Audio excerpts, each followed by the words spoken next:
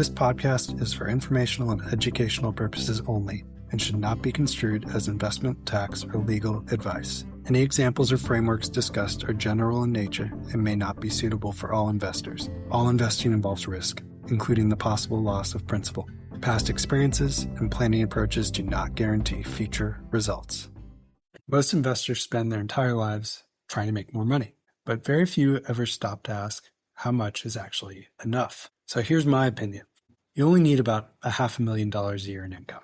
Beyond that point, the objective of your portfolio may start to change. So instead of optimizing for growth at all costs, it may make more sense to actually start optimizing for lifestyle. So there's obvious caveats with this. First is inflation is going to change that number over time, and lifestyle matters too. Someone who travels constantly by private jet is going to have a very different cost structure than someone who prefers quieter pleasures. Also, the exact number that a person requires is going to depend heavily on location, taxes, and family needs. And some people genuinely enjoy building, investing, and compounding wealth for its own sake. So if growth is the part of life that you enjoy, then there's nothing wrong about continuing to pursue it.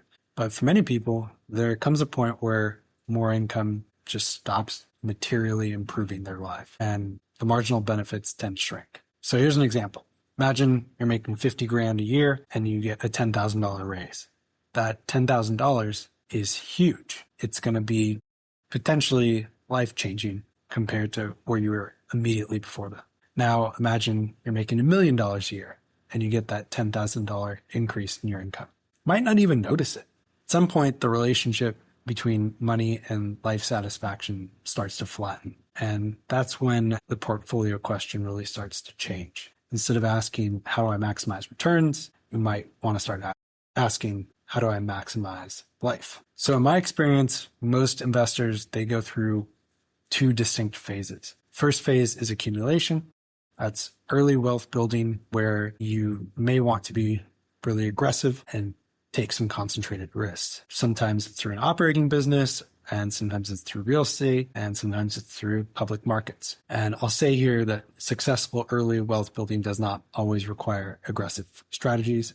Everyone's going to have a different tolerance for risk, and they should build their portfolios appropriately to that. Now, it's common to tolerate volatility, illiquidity, complexity, long hours in pursuit of building something meaningful. And for a lot of people, that focus on growth is exactly what creates the wealth in the first place. But once a certain threshold is reached, the objective of the portfolio can begin to evolve, and that's where lifestyle optimization comes in as phase 2. So lifestyle optimization is more characterized by liquidity, time freedom, stability of your income, reduced stress, geographic flexibility maybe, and simplicity. It's a gradual shift from maximizing wealth to maximizing optionality. Now, for a lot of people, this transition can be really difficult, and it's rarely because of their financial situation. It's behavioral. A lot of people who build substantial wealth are just naturally wired for growth. Entrepreneurs and investors can easily develop a mindset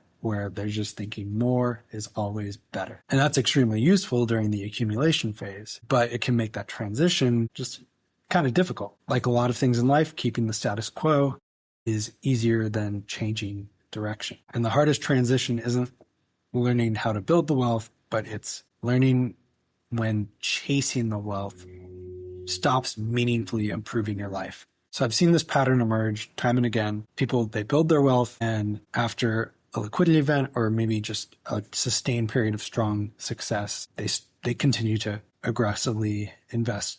Could be just more complex structures, getting more deeply involved with their hands-on investments, maybe getting more liquid or adding leverage. And the funny thing about that is that it can take away freedom. It can just bring on more complexity. More meetings, more oversight, more moving parts. The portfolio might be causing problems that weren't actually there in the first place. So when priorities start to shift towards lifestyle, what I've seen happen is people simplify their complex investment structures. They might reduce their exposure to highly illiquid investments, ratcheting down leverage, increasing their diversification, maybe consolidating some scattered real estate holdings. Probably most importantly is delegating management responsibilities either to the next generation or to trusted professionals. And when I talk about lifestyle optimization, it doesn't mean that you have to abandon growth altogether. It's just, you have to ask yourself, is this structure, is this portfolio,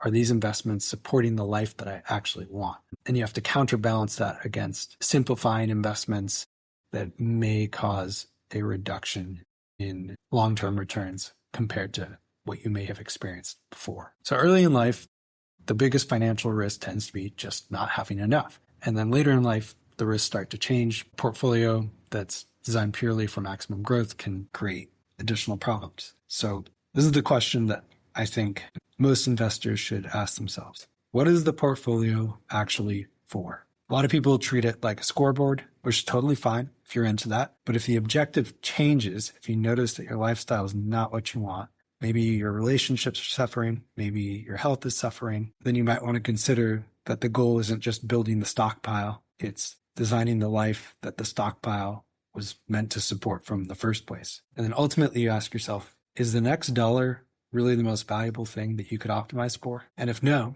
then you really might want to start lifestyle optimization.